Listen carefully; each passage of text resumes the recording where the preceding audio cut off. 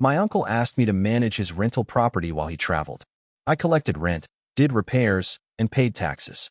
Months later, he claimed I'd been stealing and sued me. "You thought you'd get rewarded?" He said in court. But he didn't know I'd kept every receipt, recorded every call, and had surveillance footage showing. I always looked up to my Uncle Ray. He was that one guy in the family who actually seemed to make something of himself. You know the type. Everyone else was still working long hours in warehouses or driving trucks, and he was off traveling the world, running a few rental properties, showing up at family gatherings with stories about riding motorcycles in Vietnam or drinking espresso in Italy. He was loud, charming, and always had a way of making people feel small without them realizing it. But when you're a kid growing up in Buffalo with nothing in your pocket, someone like that feels like hope.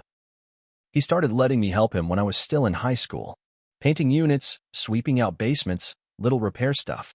He paid cash and didn't ask questions.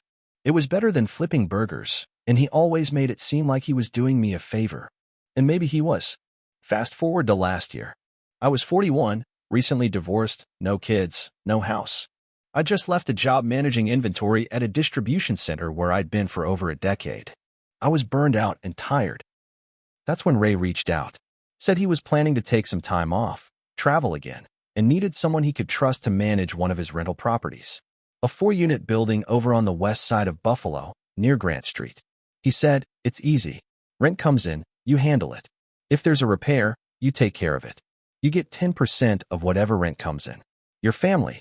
I'd rather keep the money in the family." I didn't hesitate. I figured, why not? It gave me something to do while I figured things out. And it felt good, honestly. Like I was stepping into something bigger. Maybe this would turn into more work, or maybe I'd finally earn a real spot in the Ray world, instead of just being the grunt he paid under the table. First couple of months were smooth. The tenants were decent folks. A young couple upstairs, a quiet older man downstairs, a single mom with a teenage daughter in the back unit.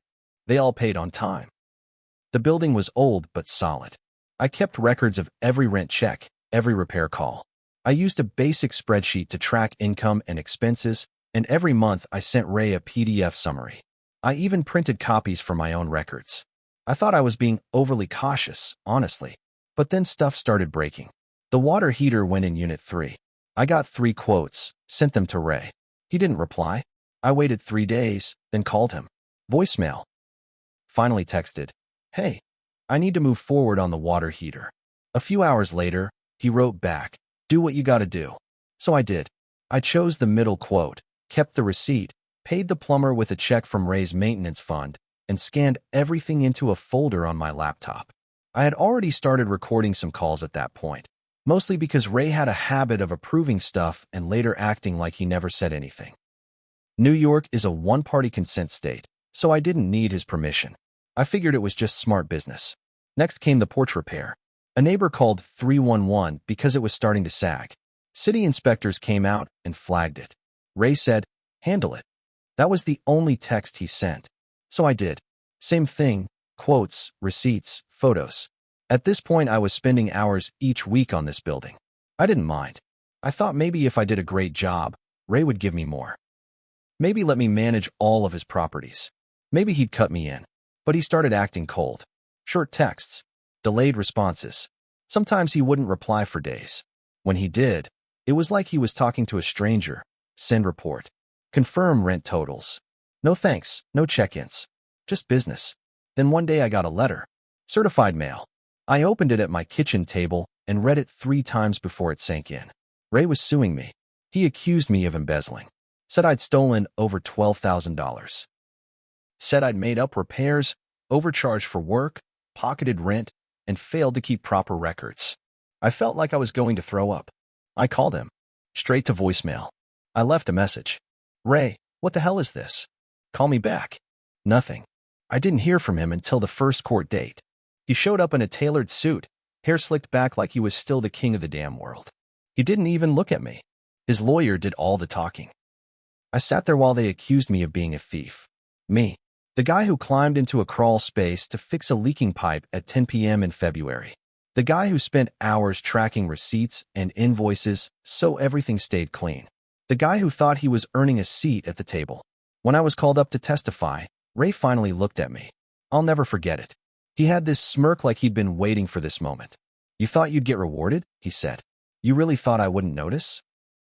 But what he didn't know, what he hadn't planned on, was how careful I'd been. I had every receipt, every invoice. I had photos of the damaged porch, videos of the plumber carrying in the new water heater, screenshots of every text. I even had audio of our phone calls, him approving repairs, thanking me for taking care of problems while he recharged in Costa Rica. I'd backed everything up. I even had surveillance footage from a cheap Ring camera I'd installed in the hallway. It caught contractors coming in, tools in hand. It had audio too, me explaining the repairs, them giving estimates. All of it time-stamped, clear as day. Ray had walked into court thinking I'd just roll over, that I'd be too ashamed, too broke, too unprepared to fight back. But I wasn't the same guy he used to push around. This time I was ready. After that first court date, things started spinning faster than I could keep up with. Ray wasn't just trying to sue me. He was trying to ruin me. A week after the hearing, I got served again. This time, it was a cease and desist from his lawyer, demanding I stop impersonating the property manager. That stung worse than the lawsuit. I wasn't impersonating anyone. I had texts, emails, voicemails, proof that Ray had hired me. But now he was pretending like I'd taken control of his property without permission. He also started showing up at the building. The tenants told me he came by with a clipboard, taking pictures, asking questions like, "Did my nephew ever give you a receipt? Or do you know where your rent really went?" He was trying to stir them up, get them to say something, anything that made me look bad. One of the tenants, Cynthia, the single mom, called me crying. He came into my apartment without notice. My daughter was home alone. That crossed a line. I filed a complaint with the city housing authority. I also reported the unlawful entry to the police. They told me it was a civil matter, not criminal. I wrote it all down anyway. Every time he crossed a line, I made sure to log it, date it, and keep records. Then my bank froze my account. Apparently, Ray had claimed I was using stolen checks to pay contractors. It triggered some kind of fraud alert. I spent hours on the phone trying to clear it up, and I had to submit over 40 documents to get access to my own money again. I had $212 to my name during those 2 weeks. I had to sell my TV and a spare laptop just to cover rent and groceries. I started to think he wasn't after money. He wanted to wreck me, humiliate me. Maybe he always saw me as some dumb kid trying to ride his coattails. He started planting seeds in the family, too. My mom, his younger sister, called me one night. She was crying. "Ray said you stole from him." He showed me a document with a contractor's name and a fake invoice. He said you faked it. I had the real invoice, the actual one.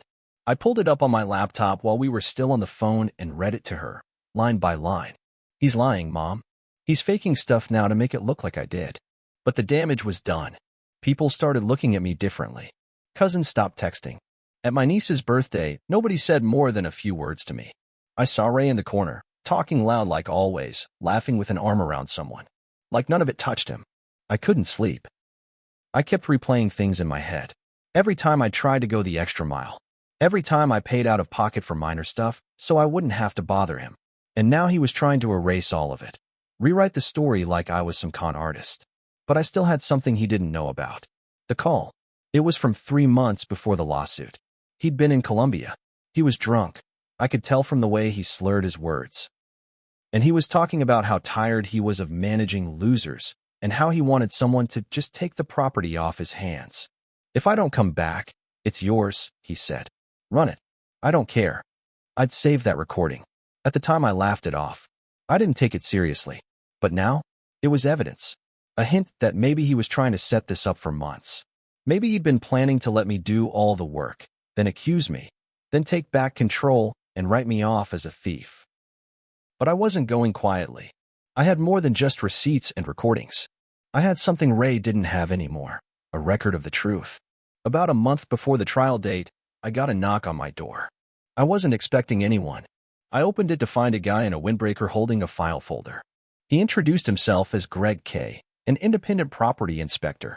Said he was doing a city-ordered inspection of the West Side building due to a code violation complaint. "What violation?" I asked. He flipped through his folder and showed me the complaint. It listed mold in Unit 2, loose wiring in the hallway, and unsafe stairs on the back porch. I felt my stomach drop. I'd already fixed all that. I had invoices, photos, and permits signed off by the city 6 months ago. But the complaint was filed under my name, not Ray's. Someone had used my email, forged my signature, and filed a bogus complaint against the property. Greg looked at me sideways when I explained that I hadn't filed it. You might want to talk to a lawyer, he said. I already had one. Her name was Gina, and she wasn't cheap, but she was sharp. I handed everything over to her, the fake complaint, the new round of texts from tenants saying Ray had been by again, this time telling them not to pay rent unless it was in cash directly to him. One tenant, Mr. Beltran, was confused enough that he tried to hand Ray an envelope full of rent money. Ray refused to sign a receipt, just pocketed it. I was livid. Now he was trying to mess with the rent flow, too. But then something changed. Cynthia, the single mom in Unit 3, texted me at 1 a.m. Her daughter had caught a man outside their window with a flashlight. She was scared out of her mind. Cops came, took a report. No one got a good look at the guy, but he ran when the daughter screamed. 2 nights later, someone tried to break into the basement unit. Nothing was stolen, but the lock was broken, and tools were scattered like they were searching for something. That's when I checked the Ring camera footage.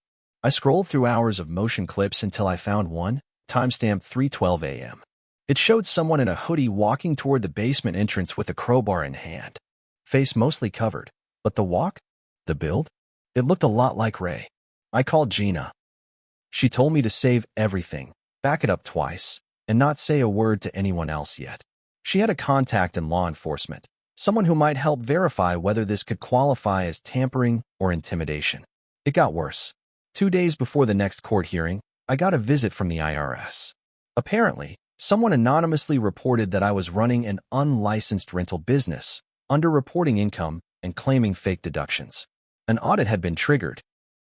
They wanted to see tax documents for the last 3 years, including any business expenses. I just sat there and laughed. Not because it was funny, but because it was so over the top it was almost unreal. Ray was trying to bury me financially, legally, personally. He wasn't just going for the win. He wanted to erase me. But in trying so hard to destroy me, he'd started making mistakes. And now, thanks to that camera, the fake complaint, the bank flagging his deposit of a tenant's cash rent, and the IRS audit, he'd stepped into territory even his money and lies couldn't control. I was finally starting to see how to turn all of this back on him. The court date came faster than I expected. By then, I had everything lined up. Gina and I had spent weeks sorting the evidence.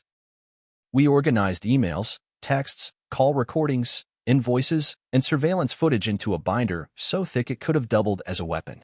Ray showed up in another sharp suit, full of smug confidence.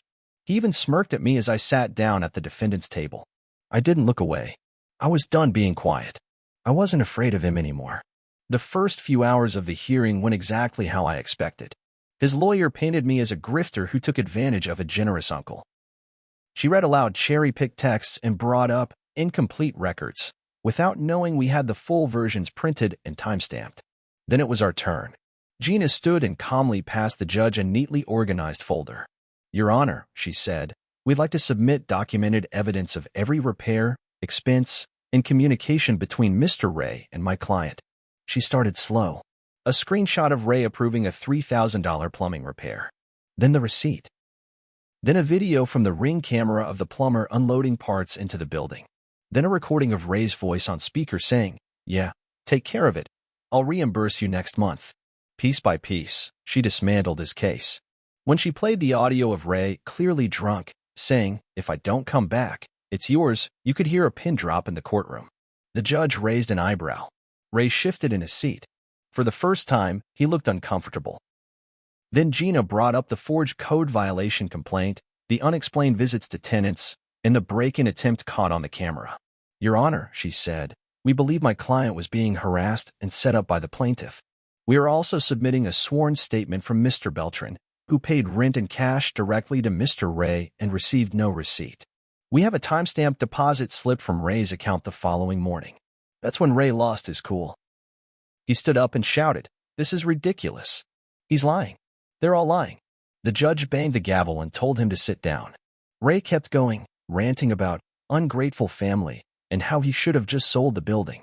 That outburst sealed it. The judge called for a recess and then returned with a ruling later that afternoon.